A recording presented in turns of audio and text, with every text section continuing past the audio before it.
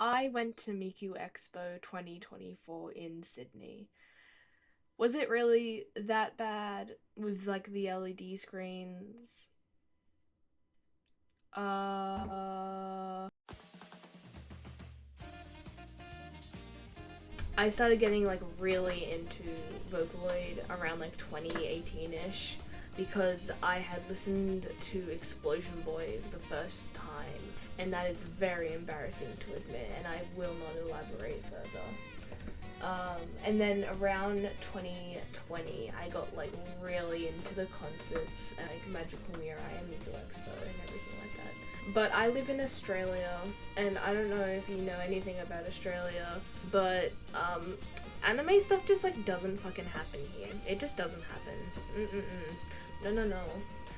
And then my friend texts me, my good friend Val. They text me and they're like, Miku Expo is happening in Sydney, and I say, absolutely no way, you're joking. And I saw like an ad for it, and I was like, oh my god, no way.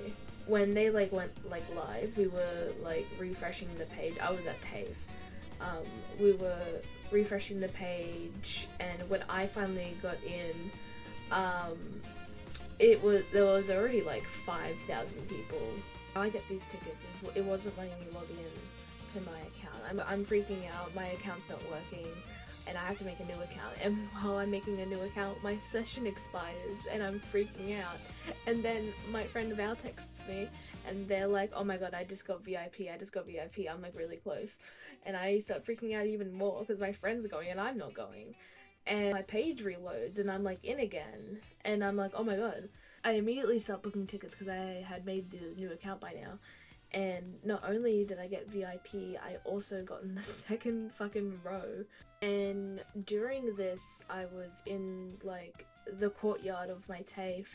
And after I got the tickets, I'm like screaming. I'm like actually like I'm screaming. I called my friend Val and I'm like, I got tickets, I got tickets.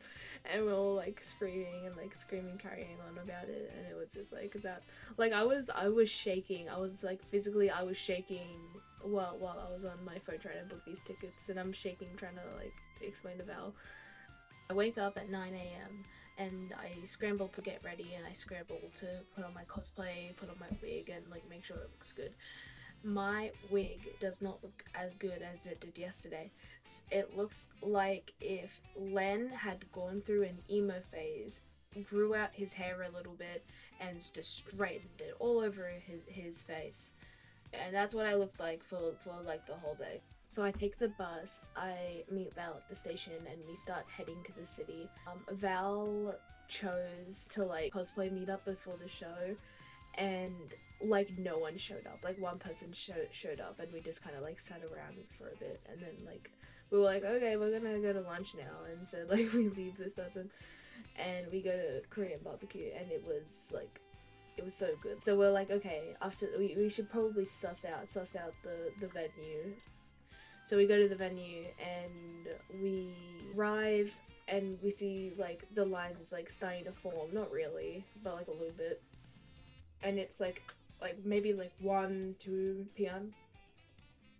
And we're like, well, we're like already here. We have like nothing else to do. We may as well just like line up. And the first hour of this line was so boring. Like we Val and I like we literally like laid on the concrete floor, and like I like almost fell asleep. And then but like the next 6 hours of us in line was like so fun. Like there was like people dancing and people like playing music on the speaker. Like it was just so fun. There were so many people to like talk to, and they were all so kind and nice, and I made so many new friends. And like yeah, it was great. I had so much fun in the fucking line to Miku Expo. I so the doors open, everyone like screams for Miku, and this is where like I really started like recording everything. Um, Val and I weren't sitting together because we booked our tickets separately, so we had to part ways. Um, but I was sat next to this girl, and she was so sweet. I complained that I had forgotten to charge my portable charger and my phone was about to die, and she was like, "You want to use mine?" And I was like, "No way. Oh my god." And then if it weren't for her, I wouldn't have been able to film, so like basically the fucking full concert. So shout out to the girl I was sitting next to. Shout out.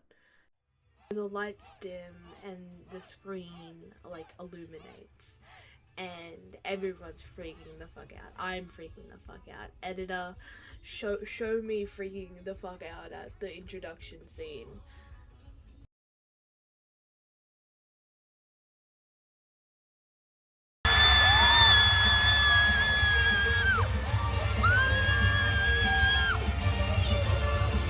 Everyone's freaking the fuck out.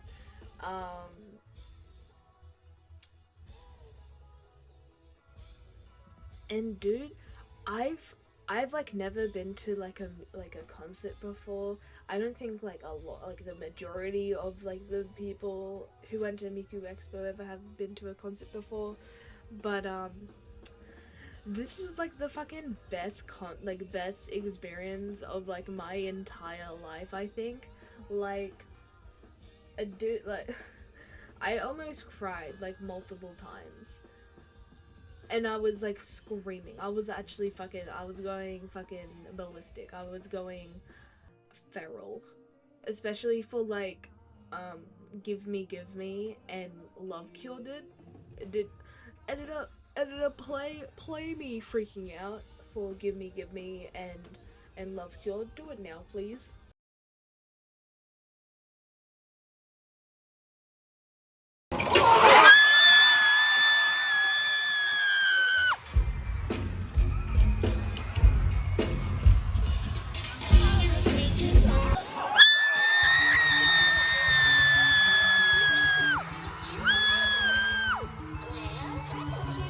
Oh, was Miku Expo bad?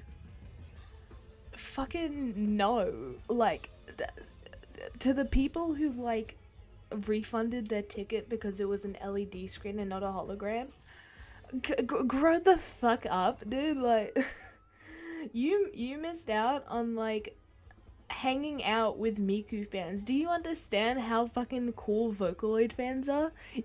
Like, for an example, the person in front of me had two light sticks, and during Fire Flower, they fucking took off one of their like light sticks from their wrist and fucking gave it to the person next to them, and it was like so sweet. When Miku Expo ended, Val was like still pretty close to me, so they like ran down the stairs to like meet me, and we hugged for like maybe like 2-3 minutes, and the staff had to be like, okay, you guys gotta go, we wanna go home, so like we like left. And if you really think that Miku Expo is bad, then explain to me why. Because when I was leaving, someone gave me a Miku rock. So, what? Stupid.